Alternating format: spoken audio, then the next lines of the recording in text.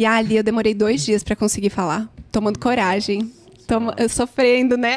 Aí a cara dele. Ele tá sofrendo. Mas foi assim, a gente daí sentou, eu primeiro confessei tudo, sabe? Falei da pornografia, Foi a primeira pessoa que você se abriu. Além dessas amigas que estavam no café, né? Elas estavam em 3. E uma delas eu nem conhecia, então olha só.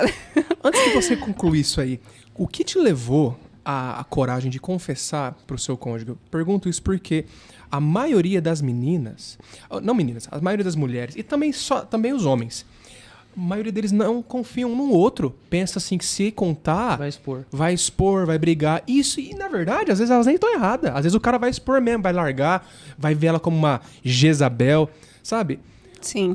No caso aqui, você e ele tem essa relação bem íntima, assim, de conversar um com o outro. Glória a Deus.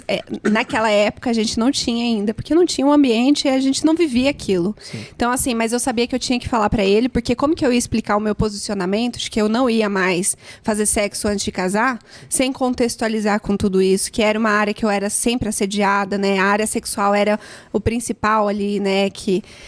E aí a gente sentou, conversou e, glória a Deus, o Espírito Santo já estava ministrando o coração dele. Foi o momento que a gente entrou juntos no propósito, né? E a gente ficou daí até casar. Foram 11 meses, 23 dias, 33 minutos. Eu tô brincando. Mas assim, a gente entrou nesse propósito de santificar até o casamento.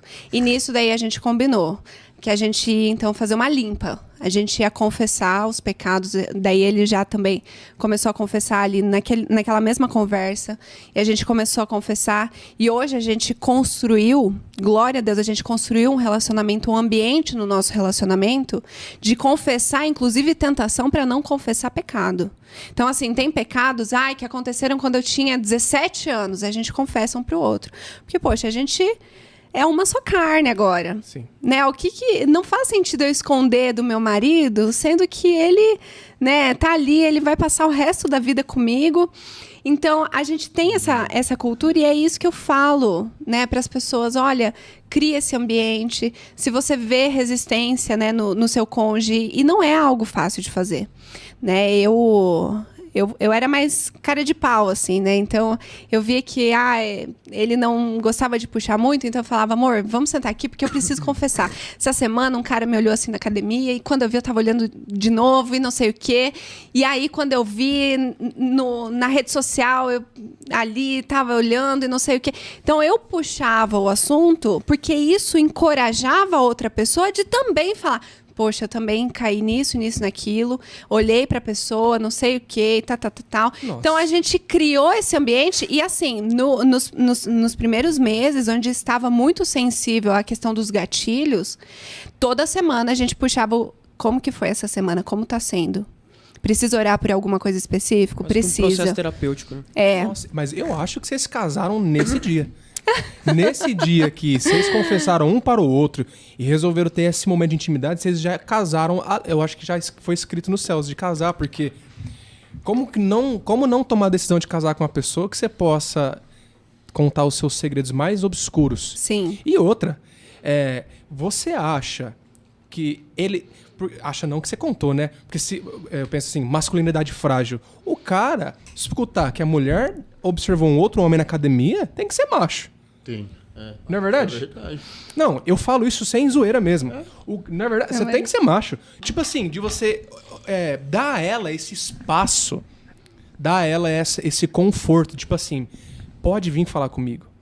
Pode confiar em mim. Sim. E não ficar com esses olhos de religiosidade, Sim. sabe? Tipo assim, falar assim, nossa, como se ele tem que ser tudo que você eu não vê. sou suficiente, que você tava olhando pra outra pessoa e não sei o quê. Aí vem toda aquela manipulação emocional, né? Mulher gosta de fazer muito isso, né? Não. Então, assim, poxa, você tava olhando pra outra pessoa, por quê? Porque eu sou feia, porque isso, porque aquilo. Então, sabe, a gente vê.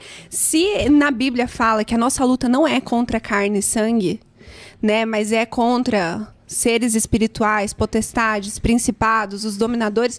Então, poxa, a gente entender que nós precisamos nos levantar como um intercessor do outro.